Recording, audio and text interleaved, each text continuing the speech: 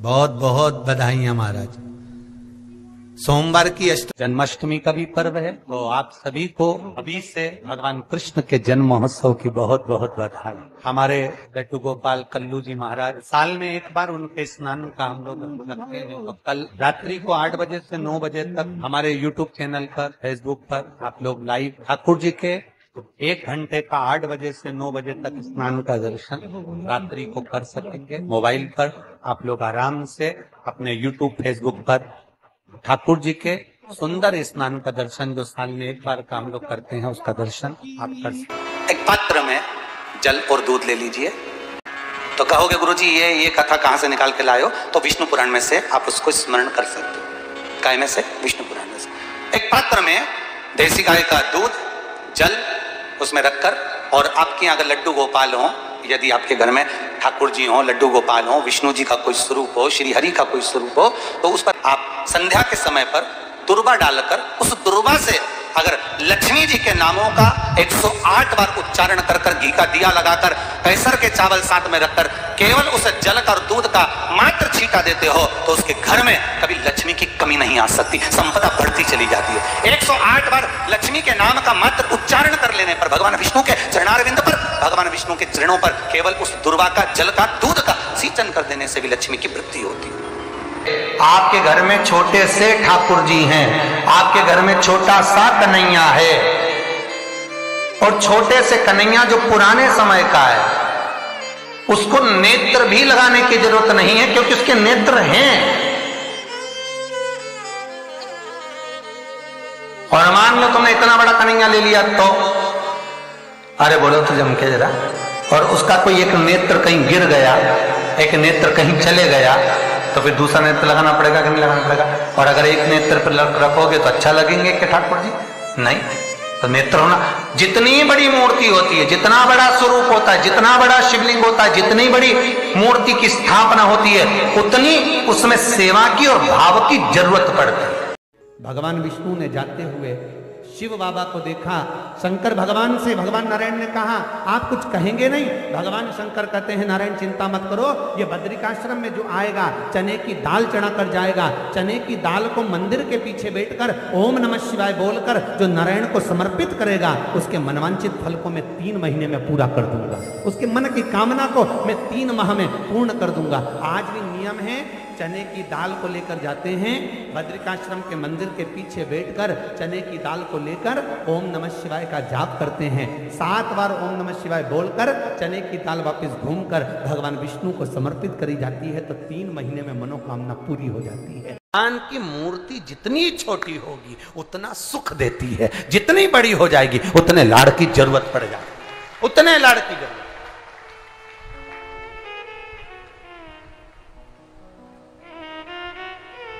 जितनी छोटी।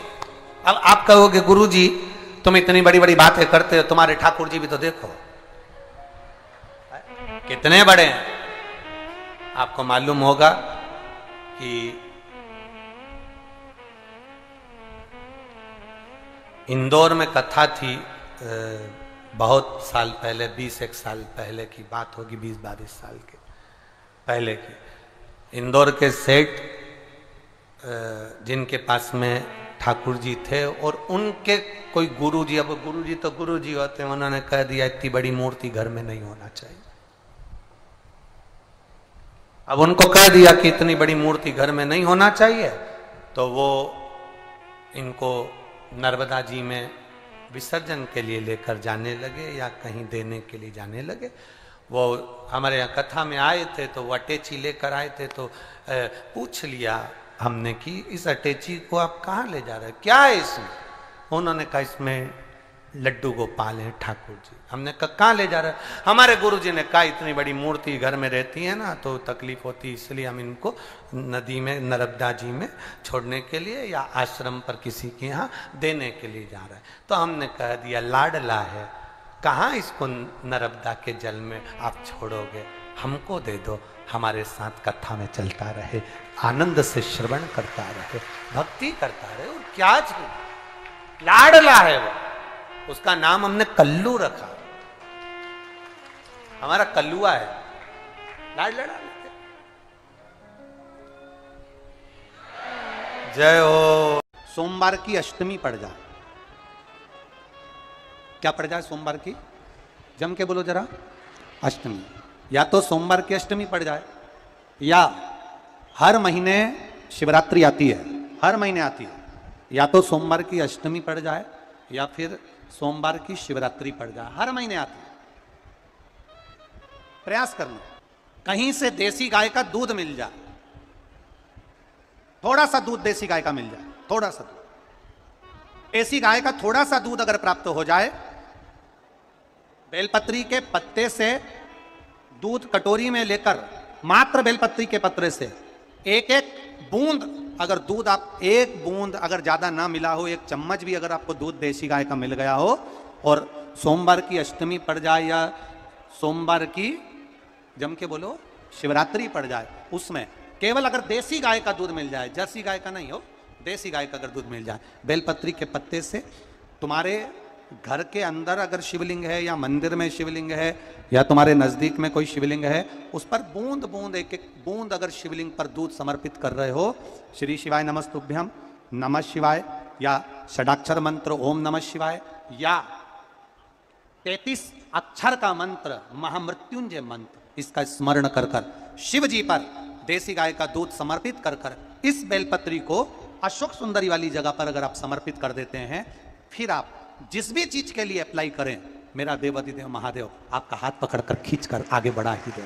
मेहनत करना, कर्म पूरा करना, पढ़ाई अच्छी करना, और पढ़ाई के साथ में विद्या अध्ययन करने के साथ में, अच्छी मेहनत के साथ में देसी गाय का दूध भगवान शंकर को समर्पित करना, भगवान शंकर को समर्पित करना, देसी गाय का दूध धीरे धीरे धीरे धीरे समर्पित करना, भावों के साथ आप समर्पित करें। देसी गाय का दूध एक एक बूंद समर्पित करें, धीरे धीरे समर्पित करें। और देसी गाय का दूध जब धीरे धीरे समर्पित करें, बड़े रास्ते से, आनंद से धीरे धीरे जब आप समर्पित करेंगे, बेलपत्री वही दूध में सनी हुई बेलपत्र अशोक सुंदरी वाली जगह पर, उस समय पर डंडी का भाग शिवलिंग की ओर नहीं होना चाहिए, उस समय पर डंडी का भाग जहां से पानी बहकर जाता है अशोक सुंदरी की ओर से, वहां पर होना चाहिए। कार्य में सफलता मिलती है। शिव तत्व को धारण करें। सोमवार की अष्टमी का मतलब आपको इंदौर की कथा में बताया था, जिस दिन शंकर और पार्वती के मिलन का दिवस हो, और केवल एक माता पार्वती के अकेले मिलन का नहीं, 64 योगनियां तक भगवान शंकर से मिलने के लिए आती है। पीला चंदन लगा लेना, कितना लगाना है? बीच वाला जो पत्ता है उस पर पीला चंदन। जब आपको लगे कि मेरा जीवन बहुत कष्टमय है, अब ये रोग, अब ये कष्ट दूर ही नहीं हो रहा, अब ये आए दिन तकलीफ पर तकलीफ बढ़ती जा रही है, आए दिन रोग, बीमारी, पैसा घर में बच नहीं रहा, बहुत कष्टमय जीवन है, इसमें लगाओ पीला चंदन बेलपत्री की बीज पत्ती पर। महाराज, और बीज पत्ती पर जब चंदन लग जाए, लगने के बाद में ये दोनों पत्ती पर लाल चंदन लगा लीजिए। इन दोनों पत्ती के बीच में जो डंडी का भाग होता है, आपको कहा था, आपको स्मरण में होगा शायद, हमने जब बेलपत्री की महत्वता बताई थी तो उस बेलपत्री की महत्वता में कहा था ब्रह्मा विष्णु महेश ये 3 हैं, बोला था। बीच में ये बड़ी पत्ती से लेकर जो 2 पत्तियां होती हैं, इनके बीच में जो जगह बचती है, इसमें मां पार्वती के 64 योगनियां, मां पार्वती अपनी पूर्ण सिद्धि के साथ में जितनी भी देवी के स्वरूप हैं, वो माता 64 योगनियां देवी के स्वरूप में यहां पर विराजमान होती हैं। 2 पत्ती के नीचे से जो डंडी होती है नीचे तक, ये पूरी डंडी में 33 कोटि देवी देवताओं विराजमान होते हैं इस पूरी डंडी के अंदर। तो ये बीच वाली पत्ती है, ये जो बीच वाली पत्ती का जो भाग होता है, इस पत्ती के भाग में शहद का प्रयोग कर कर, यहां पीला चंदन, लाल चंदन, शहद का प्रयोग कर कर, इसी तरह से पकड़कर ये बेलपत्री की जो डंडी है वो अशोक सुंदरी पर जब आप समर्पित करें, तो जहां से जल बहता है उस ओर पर इस पत्ती को चढ़ाकर केवल आपके हृदय की बात कहकर देवाधिदेव महादेव से कोई भी शिव जी का मंत्र, पंचाक्षर नमः शिवाय, षडाक्षर ओम नमः शिवाय, श्री शिवाय नमस्तुभ्यम, या महामृत्युंजय मंत्र, जो शिव का मंत्र हो आपके पास में, उसको बोलते हुए देवाधिदेव महादेव को धीरे धीरे जल की धार चढ़ाना प्रारंभ करो। जल की धार जब पूर्ण होने लगे, उसमें थोड़ा जल बचे, तब अशोक सुंदरी पर जो तुमने बेलपत्र चढ़ाई है वहां उस जलधार को चढ़ा। ये प्रयोग आपको केवल सोमवार की अष्टमी पढ़ने पर ही करना है। कौन से दिन करेंगे? जम के बोलिए जरा। सोमवार की अष्टमी पढ़ने पर यह प्रयोग करें। और जल चढ़ाकर बाबा से विनती कर कर उसी बेलपत्र को वापस उठाकर कहीं जलाशय में या किसी पेड़ के नीचे विसर्जन कर दें और 1 लोटा जल वहां भी चढ़ा दें। बस निवेदन कर कर आ जाइए, मेरा बाबा 3 माह के अंदर हाथ जरूर पकड़ेगा और आपको दलदल से बाहर निकाल देगा। हमें बताया था जिस दिन शंकर और पार्वती के मिलन का दिवस हो, और केवल एक माता पार्वती के अकेले मिलन का नहीं, 64 योगनियां तक भगवान शंकर से मिलने के लिए आती है। पीला चंदन लगा देना। कितना लगाना है? बीच वाला जो पत्ता है उस पर पीला चंदन। जब आपको लगे कि मेरा जीवन बहुत कष्टमय है, अब ये रोग, अब ये कष्ट दूर ही नहीं हो रहा, अब ये आए दिन तकलीफ पर तकलीफ बढ़ती जा रही है, आए दिन रोग बीमारी, पैसा घर में बच नहीं रहा, बहुत कष्टमय जीवन है, इसमें लगाओ पीला चंदन बेलपत्री की बीज पत्ती। महाराज, और बीज पत्ती पर जब चंदन लग जाए, लगने के बाद में ये दोनों पत्ती पर लाल चंदन लगा लीजिए। इन दोनों पत्ती के बीच में जो डंडी का भाग होता है, आपको कहा था, आपको स्मरण में होगा शायद, हमने जब बेलपत्री की महत्वता बताई थी तो उस बेलपत्री की महत्वता में कहा था ब्रह्मा विष्णु महेश ये 3 है, बोला था।